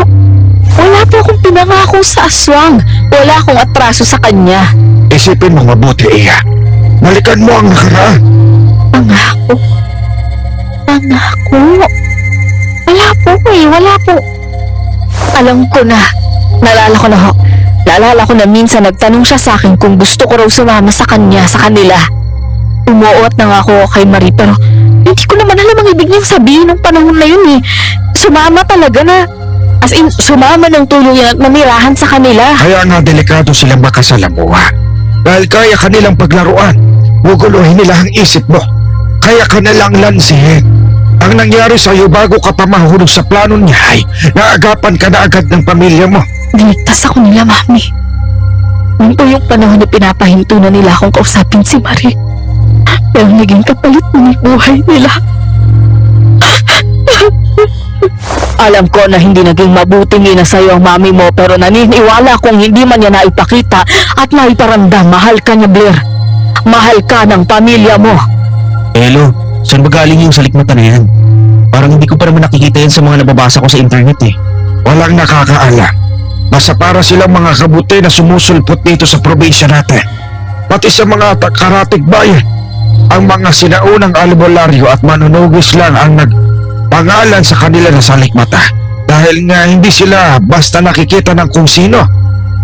Blair, kahapon may nahanap akong picture sa mga gamit mo. Picture yan ng mami mo. Napakunot na uwa ko nang ibigay sa akin ni auntie ang larawan, lalo na nang may ituro itong dalawang tao. Isang mami ko at ang isa ay isang dalagita. Lalong kumunot ang noo ko nang makilala ang estudyanteng yun. Rito paano? Naalala mo ba nung pinadescribe namin sa'yo ang itsura ni Marie at pinadrawing namin? Nung nakita yun ng mami mo, bigla siyang nag-alala dahil ang tinutukoy mong Marie ay matagal nang patay. Teka, paano? Alam mo naman na dating teacher ang mama mo.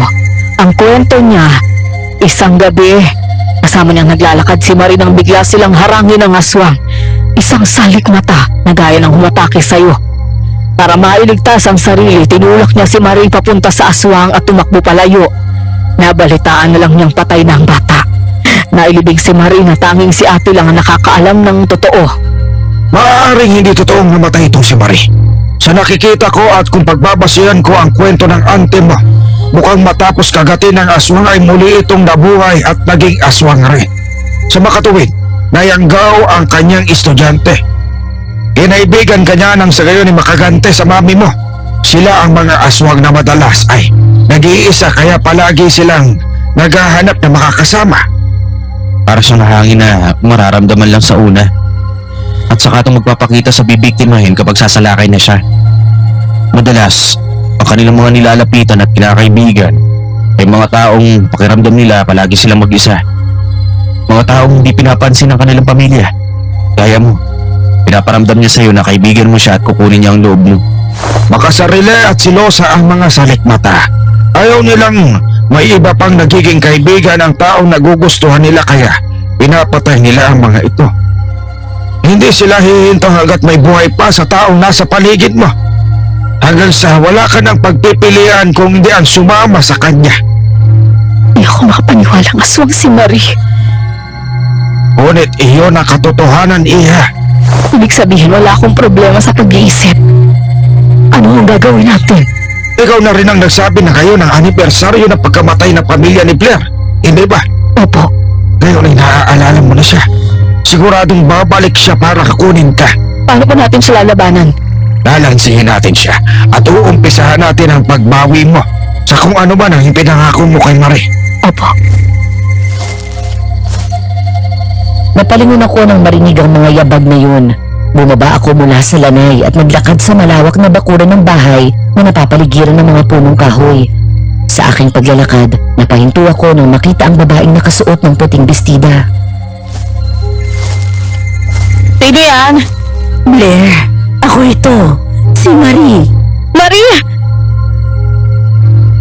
Nagliwanag ang mukha ko nang makita siyang muli sa wakas. Binalik ako ng tagpong yun sa araw na unang beses kaming nagkakilala. Ang araw na sa wakas ay naramdaman ko na hindi ako nag-iisa at may kakampi ako sa mundo. Tumakbo ako palapit kay Marie at mahigpit kaming nagyakap. Marie, namiss kita! Ako rin. Lumayo ako mula sa pagkakayakap ng sakyan at sinalubong ito ng ngiti. Ganon pa rin ang itsura niya gaya ng unang beses kaming magkakilala. Napakaganda pa rin niya. Para siyang diwata na nasisinaga ng buwan.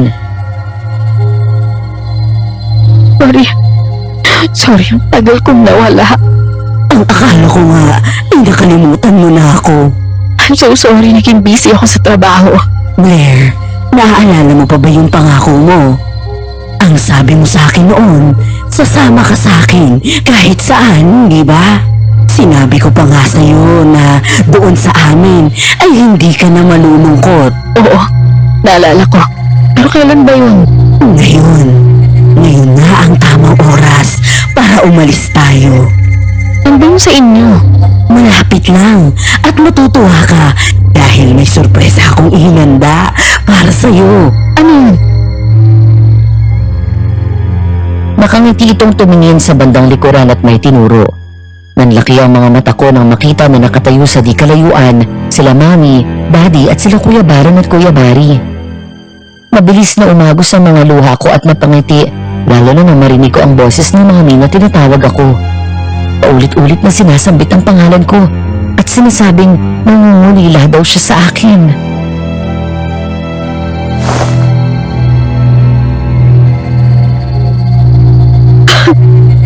Ito ba to? Miss na ako ni Mami. Oo, Blair. Sinabi niya sa akin kung gaano kanya ka gustong makita at makasama. Talaga? Kaya nga sumama ka na sa akin. Halika na. Pero, bago yon, isang tanong lang, Marie. Naranasan mo na bang pride rin ng isang kaibigan? Oo, dati ko siyang guro. Naging kaibigan at halos kapatid ang turing namin sa isa't isa. Ngunit sa oras ng kagipitan, hindi siya nagdalawang isip at sinakripisyo ko para lang mailigtas ang sarili niya. Ah, ganun ba? Kaya ba pinatay mo si Mami? At ngayon ako naman ang kukunin mo? Traidor! Ikaw ang traidor!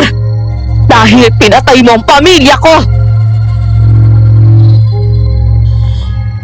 Matapos kong saksakin ng 3 beses sa dibdib si Marie, ay biglang lumabas si Sander sa pinagtataguan nito at tinulak namin siya ng malakas. Napunta siya sa hinanda namin na patibong, isang bilog na gawa sa asin at abo. Puno ng mga sanga ng kamangyan at sinukuan habang napapaligiran ng insenso. Nasa paligid nito ay ang mga tuyong dahon at ang pinangsaksak ko sa kanya ay walang iba kung hindi ang patalim na gawa sa tanso na binigay sa akin ni Lolo Natoy. Matapos ito ay agad sinindihan ni Sander ang mga tuyong sanga.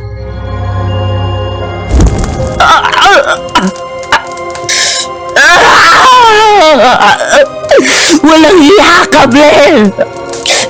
Sinungaling ka! Niloko mo ako! Hindi mo na mabibilog ang ulo ko, Marie. Kahit kailan, hindi ako namimiss ng mami ko. Hindi niya sinabi sa akin na mahal niya ako. Kaya wag mo silang gamitin para linlangin ako. Binabawi ko na sinabi ko sa'yo noon. Hindi ako sasama sa'yo. Hindi mo pwedeng bawiin yun! Ayoko na mag-isa, Blair! Ayoko na! Nagkamali ako noon. Ang akala ko wala nang taong magmamahal sa akin. Hindi pala. Dahil si Auntie Becca, noon pa man mahal na niya ako. Ang mga kaibigan ko, si Sander. Siguro mahal din ako ng parents ko at mga kapatid ko. Hindi lang nila alam kung paano ipakita.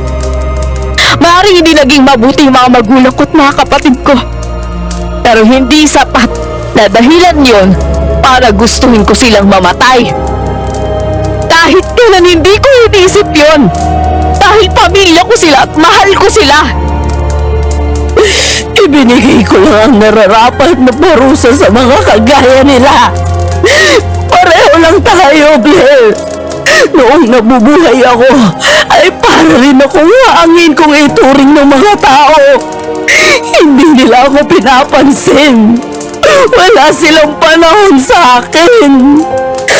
Pero mula nung makilala ko si Mang Domingo, ang mami mo, naramdaman ko na may alaga din pala ako. Pero isang kasinungalingan na pala lahat na pinakita niya sa akin. Siya ang pumatay sa akin, hindi ang aswang. Ang aswang na kumagat sa akin ay muli kong binuhay at binigyan ng pagkakataon na maging malakas. Marie, salamat sa pagkakaibigan na binigay mo. Nung pakiramdam ko nag-iisa ako, ikaw ang nandyan para sa akin sa mahabang panahon. Hindi mo ko iniwan. Totoo man o hindi yung pinakita mo, para sa akin ikaw ang unang best friend ko. Kung gano'n, bakit mo ako pinagkalaro ng ganito?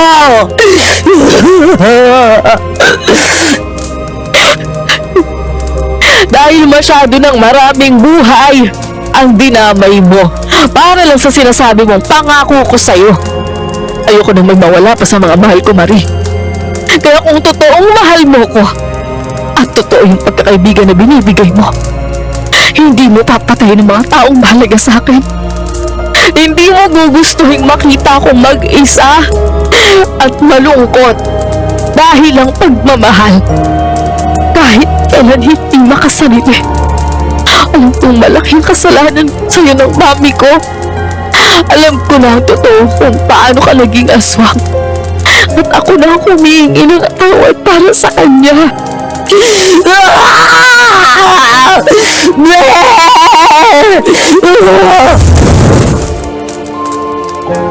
Tumayo si Lolo Natoy sa harap ng apoy at sinimula ng ritual. Sumigaw ng malakas si Marie habang unti-unting natutupok ng apoy. Natumba ito at nang tumayo ay nagpalit ng anyo at naging aswang. Sinubukan itong tumakas pero hindi siya makalabas sa bilog na apoy dahil sa mga pangunang nakapalibot doon.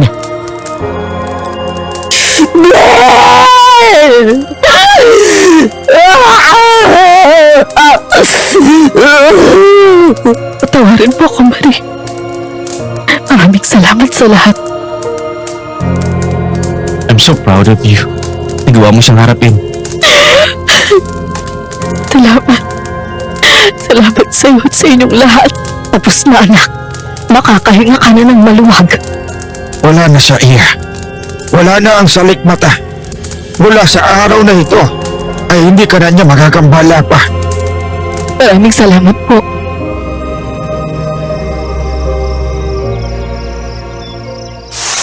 Blair, nandito na si Sander. Palabas na ho. Love! Love, masado. Pumasa ako sa board. Teacher na ako. Talaga? Oh my God! Congratulations, love! Congratulations! Aayusin ko na kagad ang mga papers ko para tuloy-tuloy na yung trabaho ko sa university. Huwag kang magmadali. Doon ka na naman nag-practicum sa university at magandang performance mo. Si Uncle mismo ang nagsabi sa akin kaya nga inabsorb ka, di ba? Hindi ko naman magagawa ito nang wala ka eh. Ikaw kasi ang inspirasyon ko. Maraming salamat na hindi ka bumitaw sa akin. Hindi biro lahat ng pinagdaanan natin pero nandyan ka. Dahil naniniwala ako na kapag mahal mo at mahal ka rin, hindi dapat sinusukuan. Paano ba yan mga anak? Anong iluluto ko mamaya para mag-celebrate? Iniyaw na liya po, auntie. Nako, masarap yan. Nagawa ko ng masarap na sausawan. Uy, dinakdakan. Tapos may malabig na beer, ano? Tsak matutuwa na naman ang uncle ninyo. O siya, papahanda ko na kay Inday ang lulutuin ko, ha? Paano ba yan? Pwede na tayong maging legal sa school nito. Agad? Sasabihin na natin sa kanila agad. Hindi naman. Unti-unti natin. Umpisahan natin na kakain tayong dalawa lang sa may kantin. Tapos iaangkas kita sa motor. Susunduin. Ang tagal na nating tinago yung relasyon natin. Gusto ko nang ipagsigawan na ikaw ang babaeng mahal ko at papakasalan ko balang araw. Kung ngayong sa tingin mong makakabuti sa atin, gawin mo. Susuportahan kita. Halika nga dito, pakis nga.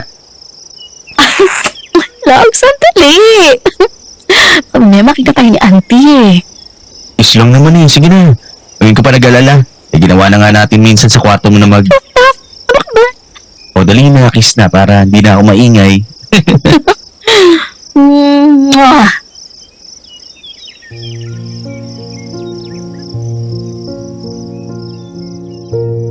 Madam Venus, mula nang mamatay ang aswang ay natahimik na rin ako.